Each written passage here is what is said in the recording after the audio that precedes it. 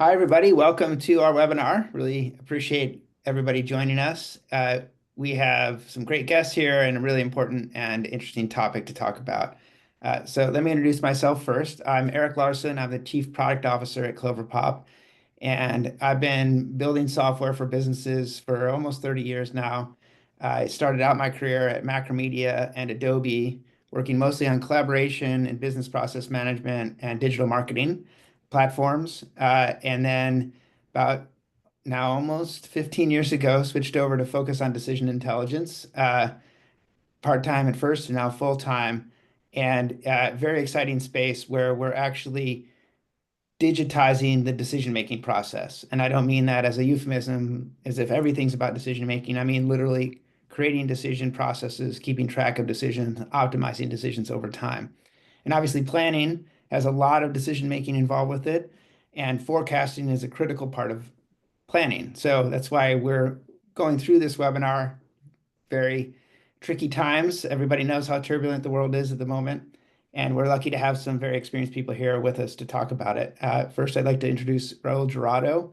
He has over 15 years of experience in forecasting, marketing, and analytics across consumer packaged goods, beauty, pharmaceutical, and hygiene. He's led forecasting and marketing analytics teams in Mexico and Europe before specializing in AI and analytics at Fractal and Asper, and he has deep expertise in AI-driven forecasting and decision intelligence. And we also have Lana Klein with us. She has over 20 years of experience working with global CPG and pharmaceutical clients, leveraging AI and analytics to drive sustainable growth. And her past roles include growth analytics practice lead at Fractal, and most recently, planning AI solutions lead at BCG. So they'll be walking us through the presentation. I will be here to help MC and also answer questions. So if you have questions as you go, please use the little QA pod down at the bottom, and I will respond to those in real time if I can. Otherwise, we'll work that into the presentation. So with no further ado, I'll hand it over to Lana and Raul, and thank you guys very much. Thank you, Eric, and welcome everybody. So today we're going to talk about how forecasting works in today's world. We all know, all the turbulence and all the changes that are happening. So what is the impact on forecasting? How does it really helping us? What do we need to do to create forecasting that helps to make good decisions? So this is a good quote I found. And very often when we think about forecasting, we start by thinking about number. But in reality, forecasting is not about the number. Nobody has a crystal ball. Nobody actually knows what the future will bring. Forecasting is all about helping us to make better decisions today. And that's our whole philosophy at Cloverpop. So the way we approach forecasting is kind of thinking back from the decisions that we need to make today. How are they connected? What are the questions that we need to answer? And what do we need to know about what is going to drive, our future demand, our future growth? So what is going to drive the forecast? So because of that, the way we developed our solution is really combining seamlessly decision intelligence platform that is really looking at what decisions you're making, how you're making them, who needs to collaborate, what data you need to bring, and connecting this to our AI forecasting platform. We work mostly, from standpoint of industry, we work mostly with big CPG companies, retailers, and pharmaceutical companies. And we've been doing it, to Eric's point, for years and years. I think cumulatively, our team has several decades of forecasting experience, and that's what we're bringing to the table. So when we talk about what are the forecasting enablers, of course, first and foremost, everybody is thinking about analytics and about forecasting platform. And we certainly have developed a very robust AI forecasting platform that we call AI Foresight, that really brings all the key features that you need to have in today's advanced platform. There's obviously a wide range of actual analytics, your actual best-in-class models, starting with more traditional econometric time series all the way to very advanced machine learning and AI forecasting. But then the key features is really bringing in drivers, and we have proprietary driver analytics that is embedded in the platform. And that is also needed for signal and bringing in external signal and data enrichment. And very importantly, this platform is really designed to provide full forecast transparency, as well as dynamic simulation and scenario planning. So that's our forecasting platform. I'm not going to belabor it. It's not a presentation about our capabilities, but that's just how we view this. And then the second piece is connecting to decision intelligence platform. And that's exactly what I was talking about. So when we develop our forecast, there's a lot of, you think about how forecasting lives in an organization. It really touches so many different functions and so many different people. So you need inputs from finance, you need inputs from marketing, you need inputs from innovation, you need inputs from supply chain. And today, the process, to connect all this is, it's not digitized for the most part. So there's a lot of interaction. What our intelligence platform does is digitizing this interaction and feeding this data directly in the forecast. And then also helping to drive, once you have the number coming from the model is never the number that ends up being, driving your plan. So there's a lot of alignment needed in organization, a lot of consensus building, and decisions that will be made around this. So, forecast coming back to the decision platform and effectively helping, we use decision platform to help drive consensus on what the plan and what do we need to do. And then final piece for us is what we're building and incorporating now is Gen AI planning assistant. So you all by now probably have heard about agentic, and this is one of those agents. Why do we need an agent? Forecasting is notoriously difficult to adopt and to kind of get people to switch from what they were using before, which is more manual, more kind of like experience-driven forecasting, to AI-driven systems. And what agent does is largely facilitate this transition. So instead of having to go and open the system and punch in the numbers and everything, you can basically use an agent to play scenarios and say something that, build me a scenario where my price goes by 5%, or where I'm launching a new product, or where there is a increasing inflation. So that's one function of the agent. The second function is helping to drive insights. If you think about, imagine your, general forecast application, and you have probably thousands of lines if you're forecasting your brands and your accounts and your, all the way to SKU, thousands of lines. Finding something in this maze is often time consuming. You need to go to different filters. You need to look, you need to know where to look. So agentic can help to cut through this chase and cut through this mass, and you can go and ask something like, help me find me my top growing 10 SKUs, or find me some places where I'm losing market share. So that's the role of agentic. And our vision is that ultimately it will really help to facilitate this adoption and interaction between AI and technology.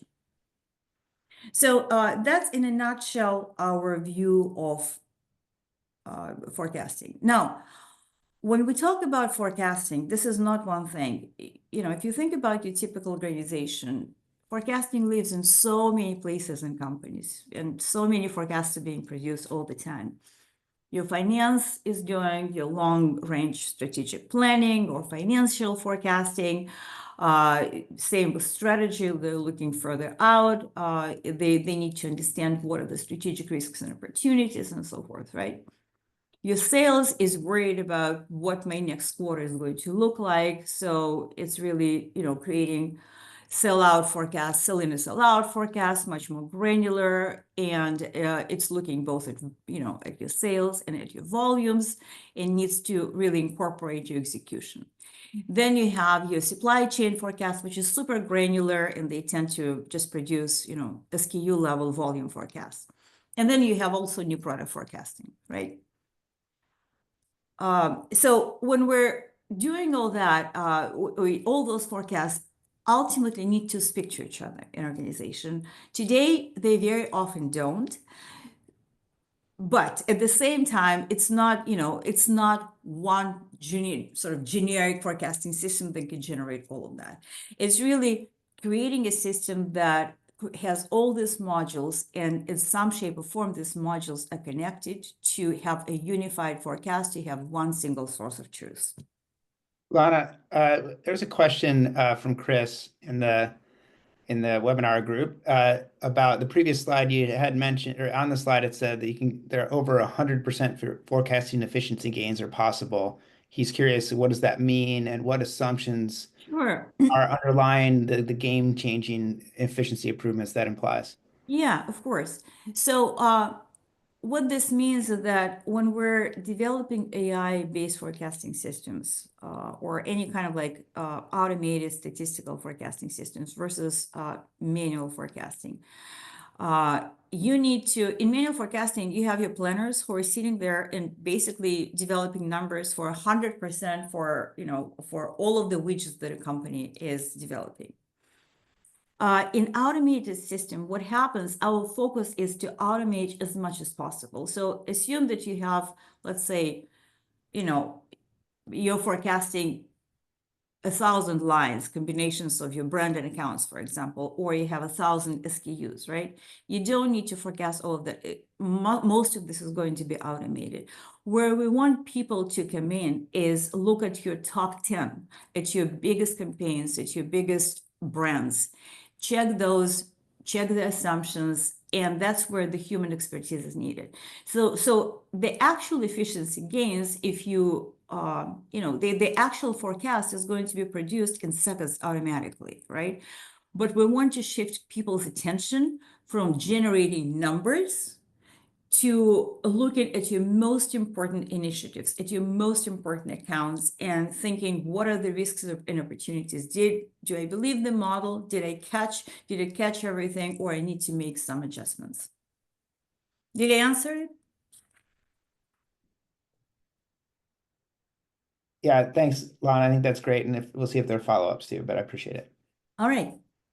So all this sounds great in creating this automated forecasting, efficient, with high efficiency, with high accuracy. Is very important, but it's super tough, right? We all know that. And today is actually much harder than ever, because if you look at the world today, traditionally much of the forecasting has been, there's this good quote of, I've seen the future. It's the same as the past, only longer. So today it doesn't hold true anymore, because things are changing much more rapidly in terms of technology, in terms of geopolitical situation, in terms of consumer behavior. We just look at how interconnected the world is, and how, during COVID, all the changes with supply chain, all the issues with supply chain. We had an event in one place of the world. It was impacting, different continents and different industries. Remember when we had the ship stuck in, I think it was Suez Canal? The whole supply chain was snarled for months. And then, today, even like, in the last couple of months, we have huge geopolitical uncertainty that is really, even deepening. We had Ukraine and Middle East crisis for a couple of years now, but now we have uncertainty at home with all the tariffs, and, not understanding how much is going to impact inflation, how much is it going to push us into recession. So all this means that this uncertainty, what does it mean? It means we need to be able to play different scenarios. Other things that are really changing the world, just a couple of things on technology, GLP-1 and Gen AI. With GLP-1, we forecast mostly for CPG, as I mentioned, and pharmaceuticals, right? There isn't yet a category that we've done forecasting in a couple of years, in the last year, that wasn't worried about impact of GLP-1. It really cascaded through all food, beverages, personal care, beauty, leisure, travel, just, everybody's worried about that. So how do you make assumptions? How do you build scenarios based on that?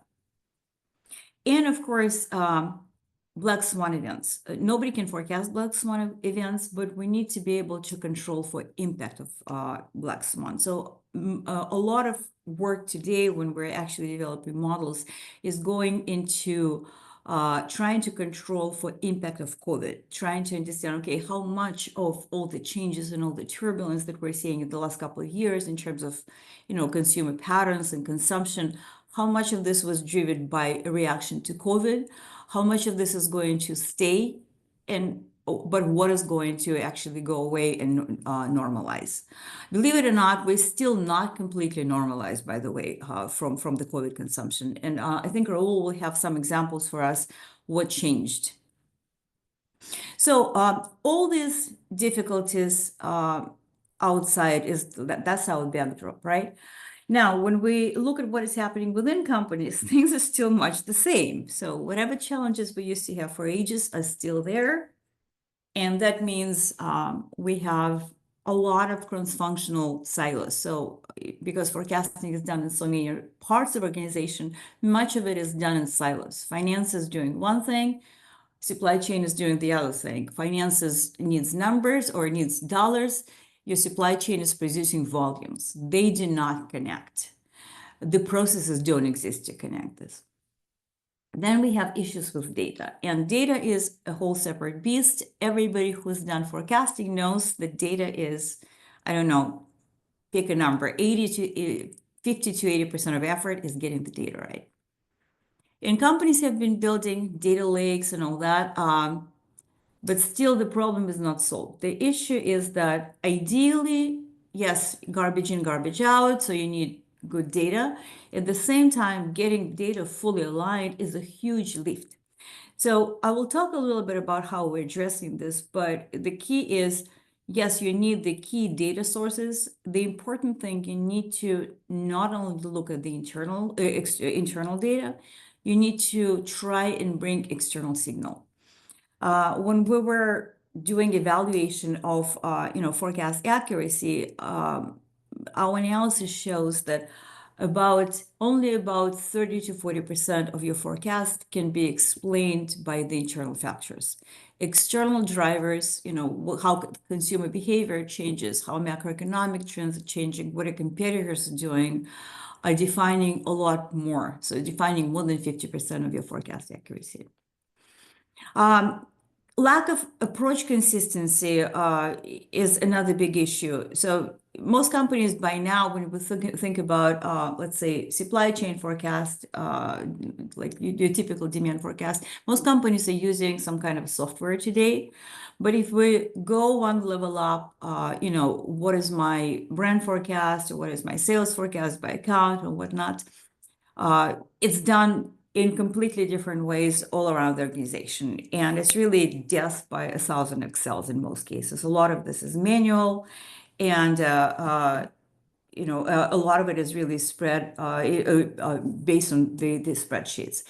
All that leads to low forecast accuracy. Low forecast accuracy is actually the thing that people complain about the most, and that's kind of like your biggest symptom, if you will.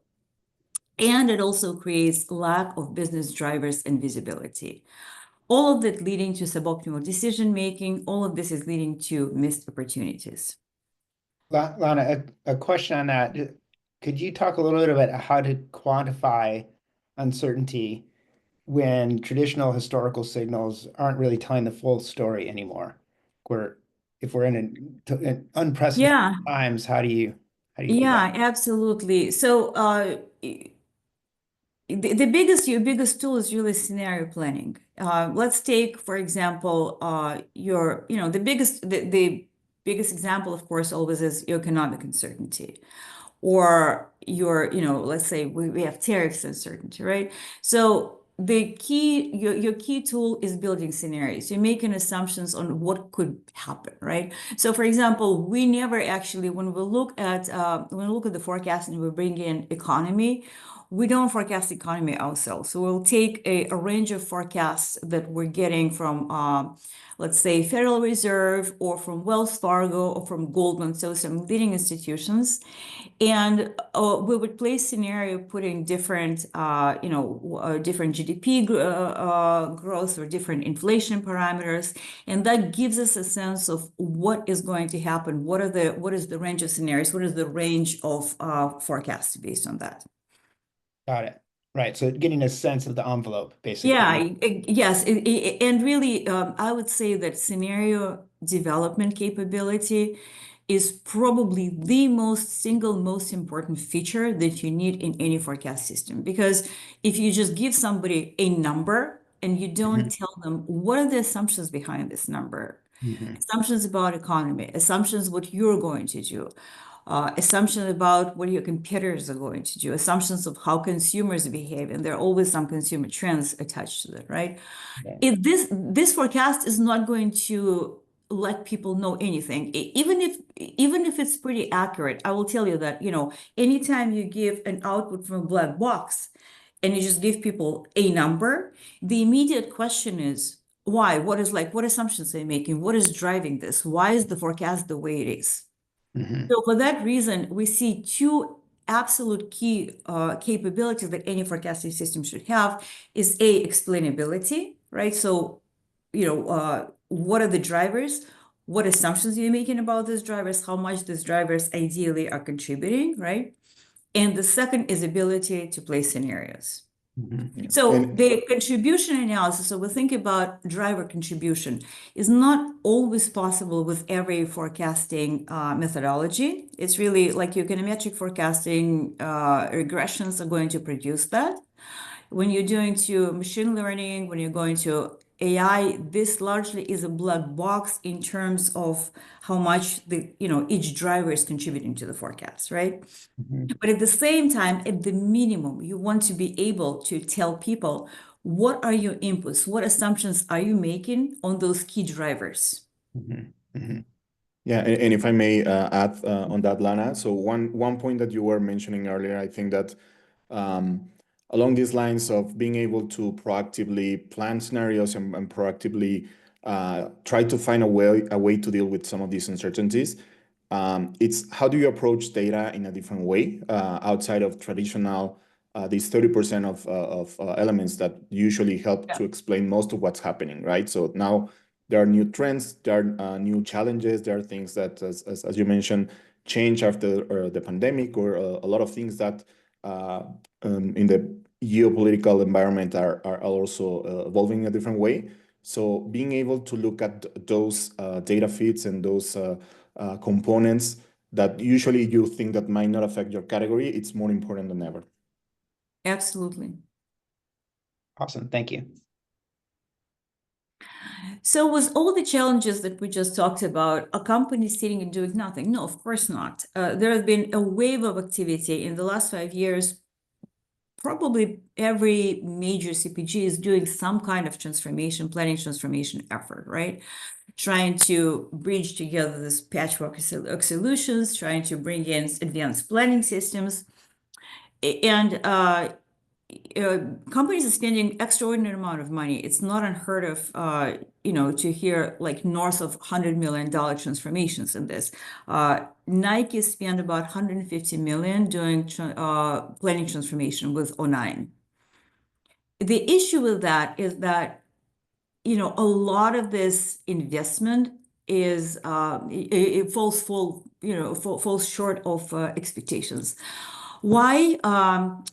There are a couple of things. The most important things is that package platforms, they're not plug and play. They need to be adapted to every company, to the business model, to existing processes.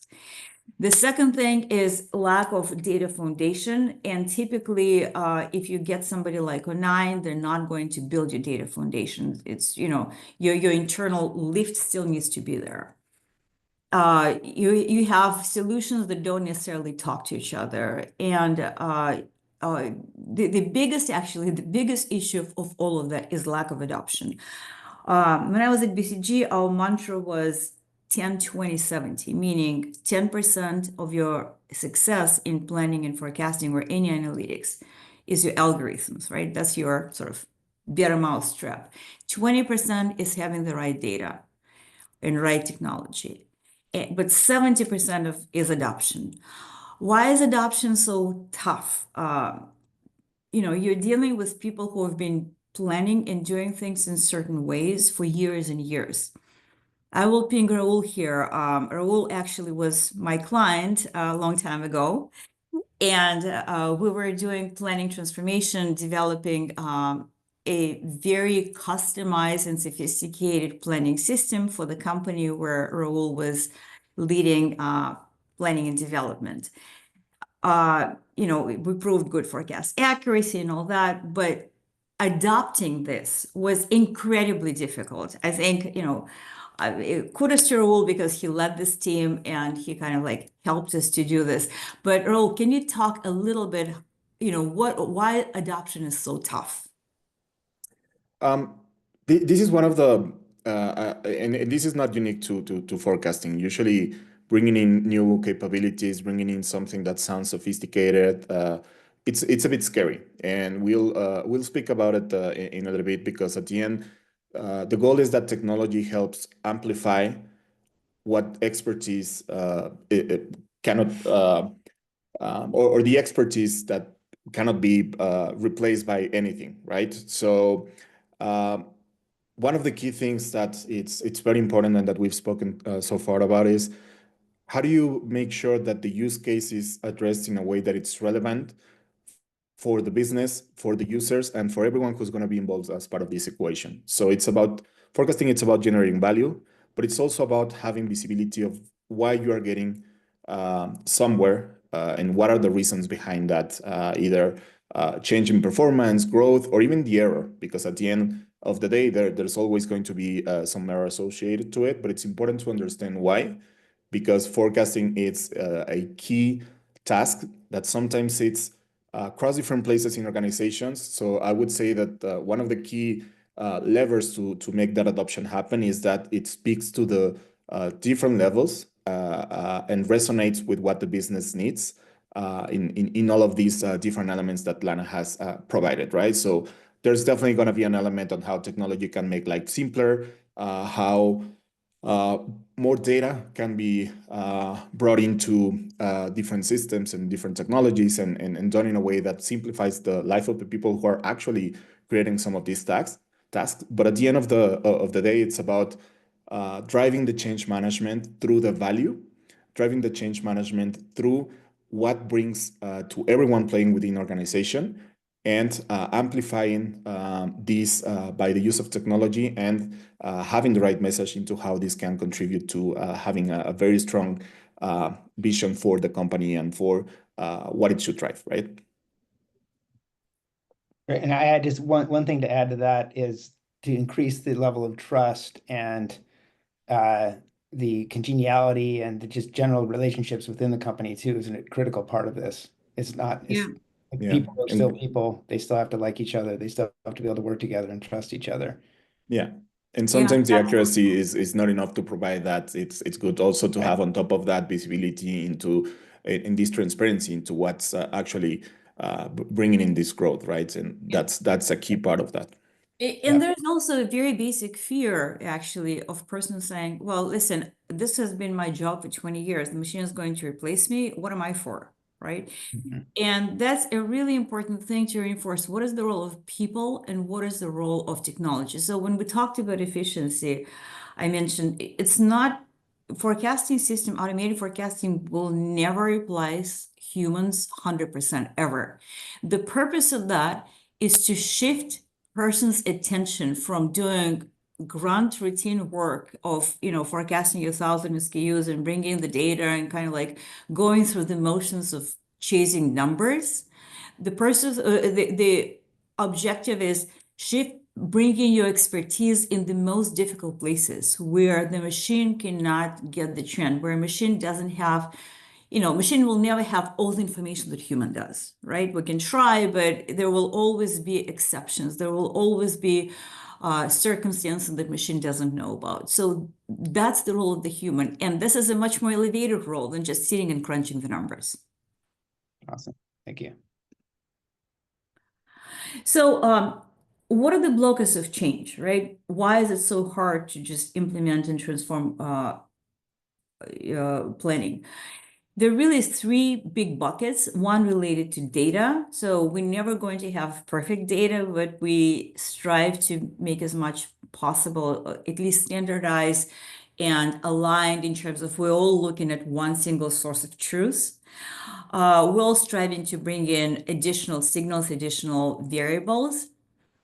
Then the second bucket is systems and technology, going away from a whole bunch of Excels to having a more automated, more sophisticated solutions and technology that actually speaks to, to different applications where, your, let's say your planning or your trade application or your, your RGM systems are speaking to your forecasting systems, for example. And then finally, people and processes, and we just talked about. So breaking the silos, change it for afraid of change, complexity, and so forth. And that's where I believe the future, particularly with generative AI and with agentic, that's where we're hoping it will help to make this change a little bit more plausible and easier. So how do we overcome these blockers and what do we specifically need to change? So we all know the biggest struggles with data, lack of, data quality, lack of data availability, connectivity, and so forth. So addressing that and creating a data environment, data governance and connected data environment in as much as possible is absolutely critical. Now, that said, in as much as, we companies try to build data lakes and create these perfect data foundations, I believe we will never have a perfect data foundation. Why? Because of so many legacy systems, so many disconnects. So the idea is, don't strive for perfection, strive for making a viable solution. What this means, and I'll give you an example. We were doing a planning transformation in a global company.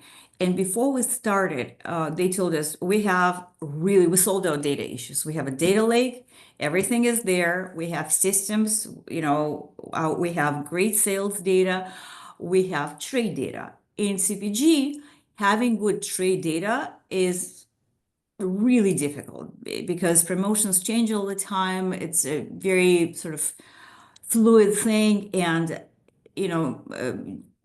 trade systems are relatively new, right? So they said we have a great trade system. So when we started developing forecasts, obviously we go and ask for data. They give us all data. True enough, they have great sales data. We'll look at their trade data. There's 10% of the data we need in the system. The rest people are still doing on their little Excel sheets. They just like not using the system. And their Excel sheets are all different. So what we ended up doing, we developed a standardized template, at least like Excel, still Excel, but at least standard. What we had is we had a junior analyst who literally went to a Walmart account manager, to Target account manager, CVS account manager, sit down with them and filled out the spreadsheet in a uniform template. So then at least we had some workable data to feed into the automated forecasting system. Now, obviously not ideal situation. So how do you go about this? Our approach actually, and that's why we connected our forecasting system to the collaborative platform, is enable data inputs that are normally scattered around emails or conversations or meetings or something. So all this unstructured data, enable feeding this unstructured data into the forecast via the collaborative system. So instead of sending an email, the system will ask, what is your trade plan? You would type in, and the data, from natural language processing, it could actually feed into the forecast. So the future is very much in enabling Gen AI an unstructured data, enabling system that can translate this unstructured data into a much more structured data system and feed it into analytics. So that's a lot about data. Now let's talk about systems and technology. So today, in a lot of companies outside of demand planning, we see just basically manual forecasting, spreadsheets, basic time series, maybe, basic algos. The most important thing is lack of transparency, lack of KPIs. So, we're doing forecasting with a multinational company, and we're kind of like looking at the forecasts that are coming from different numbers. You're getting Excel with a bunch of numbers. Where this number is coming from, why, it is not clear. So making sure that this lack of transparency and inputs is addressed is really critical. And that's where we're going to, I keep harping on the same thing, but it's really apart from creating your model. So it's, whether it's AI algorithms or machine learning or econometrics, the most important thing is not that. The most important thing is that you actually know what are your inputs, what assumptions you're making, and what assumptions are feeding these models. So that's really the key from systems and technology. And the second thing is making sure, as I mentioned, that your technology speaks to each other, that your trade systems are speaking to your forecasting analytics.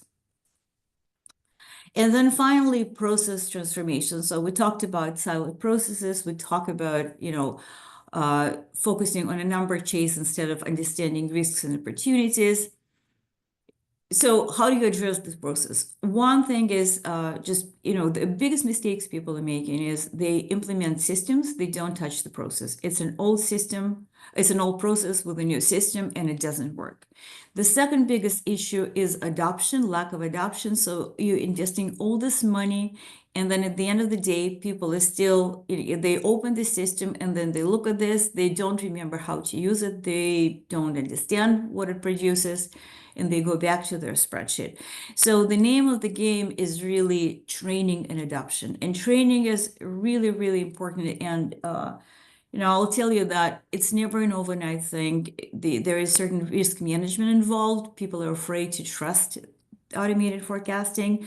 So there is, typically a process of maybe 6 to 12 months where you need to do certain things in parallel.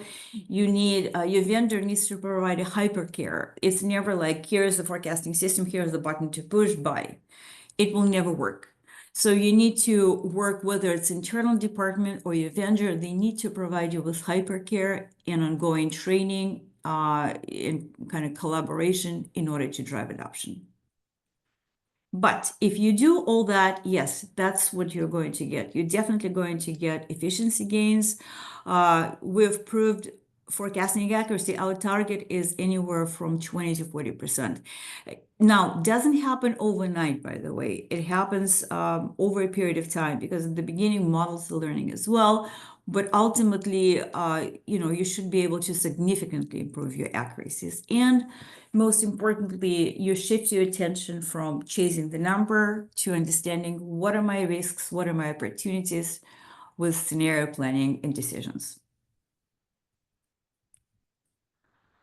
So, Raul, you've done a lot of this, as we talked about. Can you talk to us a little bit more about how do you see interaction between what is the role of humans, what is the role of machine?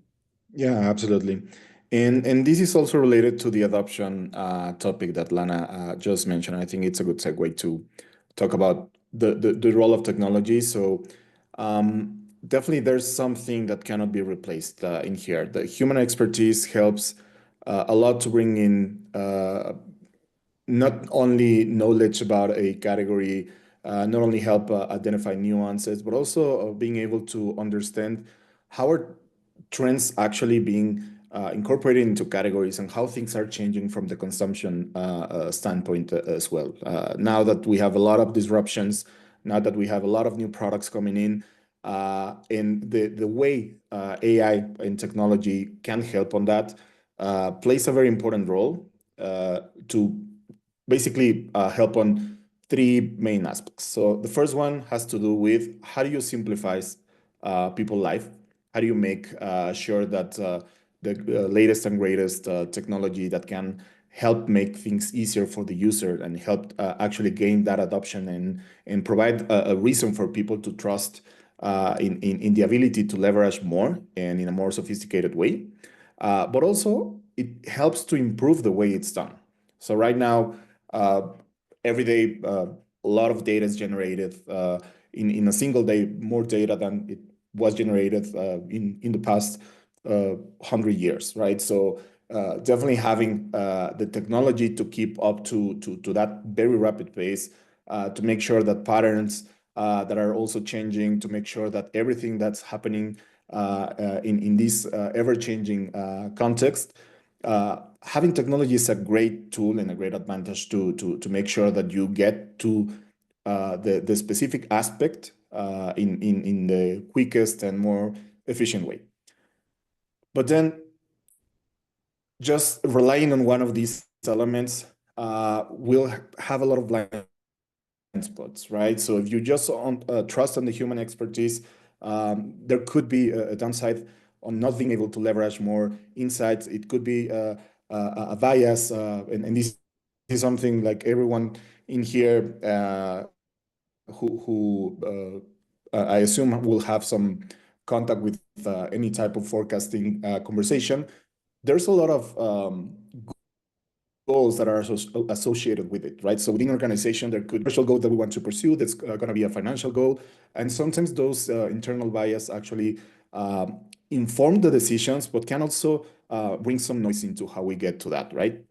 And when we combine both, what we can do is actually amplify the value and enhance it. So we have data-driven insights. We have the latest and greatest technology that can help drive that adoption, but also can help amplify and improve the way we take more robust data foundation in an easier way, simplifying manual tasks, simplifying how we get to a decision, and also helps bring people together when those alignments are not happening naturally.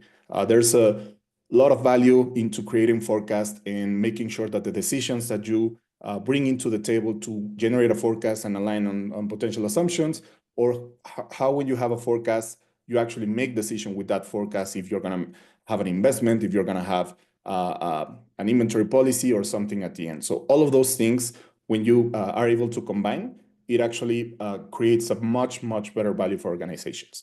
Yeah. And I would say that at the simplest level, machine is going to generate forecasts based on your inputs, based on assumptions. What do you think will happen if you do X, if you increase price, if you change your distribution, if your competitors behave in certain ways? And the way that machine generates this assumption, it actually just creates a time series. So machine does assume that in terms of what people and environment will be doing, the future will look like the past. That's kind of like how it operates, right? Humans can make much more intelligent assumptions. Humans know something, they know their plans, they know something. So the key role of a human is providing machine with the right assumption.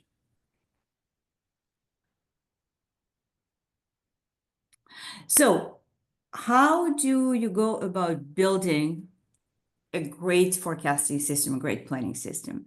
What are the steps? We talked about data. So bringing your data foundation, standardizing or using standardized data in as much as possible, centralized data in as much as possible, standardizing the data that you cannot centralize in as much as possible, and ultimately using unstructured data and external inputs, right? The second is understanding the factors, what we call driver analysis. It's really understanding the factors. What is impacting your forecast? What is impacting consumer demand? And these are your external drivers, as well as internal, what you're going to do, as well as your competitors, right? The third is the actual, what we call a mousetrap. So what your models are, what are the right models for this particular time, granularity, for this particular level of forecast aggregation, for this particular data richness. And there are a number of this, and the key thing is you need to make sure you align your methodology and your type of modeling to the task at hand. The next one is tech enablement, and that means connecting your systems. That means, automating your connectivity between the systems, connecting to your decision system, and so forth. And the last one, of course, is driving adoption. So let's talk a little bit about what are the best practices within each of that. So when we talk about Actually, data. Lana, I'm sorry to interrupt, but I think before we move on to that, there's Chris had a question about sort of this whole process of being successful with this kind of a transformation around planning and forecasting. So I'll just read it because it's a great question. So what does the ideal scenario look like for success? In other words, what are the key drivers for comprehensive people process technology changes necessary to derive the step function improvements? Seems to me that having the CEO as a sponsor would be ideal, given the number of functions and levels required to ensure success. Yes, having top leadership, whether it's CEO or COO, or in some cases CFO, but getting a C-suite support is critical. First of all, for a massive transformation, it is absolutely necessary because these are expensive endeavors. It's like we're talking multi-million dollars investments, right? So it's absolutely critical.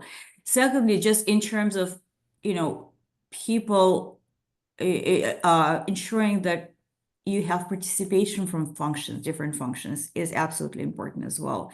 And then in terms of adoption, if you don't have high sponsorship, if you don't have some KPIs where they're actually measuring adoption or encouraging adoption, or even, like having some repercussions for not using the system, it is extremely important to have that.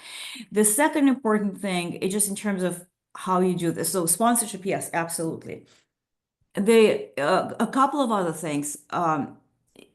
Dealing with data paralysis by analysis, or trying to make data perfect. In our experience, data will never be perfect. So what you need to do, you need to be very rational in terms of what you think, and this actually segue into this. You need to be very rational in terms of what you think you can standardize and automate and aggregate, and what is a huge lift. Like in my example with trade data, ideally, yes, your trade data would be perfect and it will seamlessly connect. Now, to get this trade adoption will be another couple of years. So what is a workaround? Is there some kind of workaround that you can implement to do this, right? Easier things, so that's in terms of data. Another important thing in terms of success factors, I would say that driver analysis as enabling transparency is absolutely critical. If you don't have transparency, at least in your assumptions, you will have a really hard time driving adoption, because people will not understand. If they sort of intuitively disagree with the number, you will not be able to like convince anybody that you should use this system, because it will always be here's the number. Why is this number? Well, my automated forecast gave me this number. Why? I don't know. Well, I don't believe this. So in order to convince this, you absolutely need to have this transparency. That actually, Mhm. it's almost like it's not just that the technology can't be a black box, but the forecasting function itself can't be a black box, that the people Yeah. have to be transparent as well as the actual underlying models and so forth. Yeah, exactly. So what I would say is get those, 4 or 5 absolutely critical things, like, get the data that is just enough and work around of the data that is not enough. Get your transparency there, enable scenario planning, because this is absolutely critical as well. And make sure that you spend sufficient time on adoption and training. Like in our experience, it is kind of, yes, you have your vendor or your internal group developing this, right? But then you need to get a super users, people from the business who can be your champions, if you will, right? You need to work very closely with the super users. And there is like this at least 6 months period of hyper care where you're literally, sitting right next to them in some cases and providing ongoing trainings. And then the last thing is, especially when you're going to scale automated forecasting, is risk management, because people will be afraid to switch. So you need to provide some period where you're running things in parallel, and there is so you need to build confidence in users that they can actually trust your system. So these are probably the most critical things. And from experience, like the biggest two things that are biggest lift, one is data and kind of getting it to the right place, more or less that is usable. And the second is adoption. And is there anything that changes? A lot of what you've been talking about are very large company situations, like in some cases tens or hundreds of billions of dollar companies. What about more middle market, like 100 million to 300 million type companies? Are there any differences there that you think are relevant? Actually, yes, in fact, I think it would be easier, to be honest. In a smaller company, it will be easier because, well, I mean, depends, I guess, on type of small company. Normally, when you're dealing with global companies, there's a ton of legacy systems, a ton of legacy processes, and a ton of variability between business units, and I'm in different markets and so forth. Smaller companies usually have a little bit more consistency. That's one thing. And second thing, your CEO is a little bit closer, so it's a little bit easier to enforce. So if you get sponsorship by CEO in a mid-sized companies, people are going to comply a lot more. Hmm. And are there other advantages besides the just the closeness and the agency? It just overall complexity. The bigger the company, the more is complexity, the more variability between systems. Like in the example I gave you with Nike, Wise was just a tremendous amount of money and complexity because Mhm. you were dealing with legacy systems in 30 plus markets Mhm. and legacy processes, different groups. So it was tremendously difficult. In even like looking at the company where Raul was working, it was still a global company, a little bit smaller. There was huge variability between markets in terms of systems, in terms of just how planners worked. I'll give you one example from there. We worked with the U.S. market, and then we worked with Mexico market, right? Adoption in the US market was incredibly difficult. People just did not want to use the system. Why? They had planners who were a little bit older and were with the company for 25 years. We had a planner who was like spent literally entire her career with the company. She knew this inside out. And her view was like, I don't need some systems who knows nothing to tell me what to do, right? Mhm. When we worked with Mexico, it was a much younger team, much more nimble team, not quite as much experience. Plus, we had a role, of course, uh, Mhm. and it was easier to drive adoption. Mhm. So you have this variability, and in certain ways, global companies are probably going to have more of this variability, and they're going to be more of this entrenched processes, if you will. How about I mean, the one obvious challenge that smaller companies have or middle market companies have is just fewer resources, fewer, smaller budgets. Does this transformation have to be in the multi-million dollar range like you No, talked about? I mean, scale of company drives complexity and drives cost, right? Like, why would Nike spend so much? Or I worked in my previous life was, in BCG, we did a transformation that was in the tens of millions of dollars, right? Why are they so expensive? Because you have multiple business units, you have multiple markets. If you divide this cost by the BU, by the market, of course it's less. Mhm. Mhm. Mhm. So Yeah, yeah, and no, usually these companies will have more complex, they will have more complex dynamics in terms of portfolio, in terms of distribution channels, in terms of like even thinking about forecasting, like the levels and the different granularities that you need to work, which at the end end up making like combinations that you need to forecast more complex. So there's definitely So a different way to approach it as well. you're saying that the cost of this does scale a lot with the complexity, that there's not like some baseline Yeah. first put $1 million down and then go from there, that it can start lower than that and still have It impact. also, yeah, it also depends on your vendor. So, some vendors are like, if you look at online, they're generally extremely expensive, right? And this cost scales with your markets. It's really, there is a multiplier from market to market, from BU to BU. Because think about this, at the beginning, like none of the systems guys are plug and play, none of that. Because you still, even if you're a nine, even if you're Anaplan, even if you're, this IBP, at the beginning, you need to collect data for every single of your BU, right? You need to create base models for every single of your BU. You need to drive adoption in every single of your BU. Yes, there are economies of scale for sure, because your team, your kind of like scaled data work, scaled modeling, sure, but it's not non-linear, but still, the bigger the company, the more the complexity. All right, thank you. So we talked about this. We have about 5 minutes left. So I just want to ask the group, are there any questions, anything that, we can spend time on, or I can just keep going? All right, so I will talk, so let's talk about drivers, because this is probably the most intriguing piece. And so when we talk about drivers, majority of companies, and I mentioned this 70% is explained by outside of what you're doing, your company is doing. So when we look at drivers, uh, what are the big buckets of drivers we're looking, right? Obviously, we're looking at your execution. So what's your distribution going to be, what promotions you're going to have, price, your marketing spend, innovation, and so forth, right? The outside drivers are very important, and this is related to, of course, your economic drivers, but also a lot of it is related to demographic drivers, to how the population mix is changing, as well as, what are some of the category specific drivers. So I'll give you a very simple example.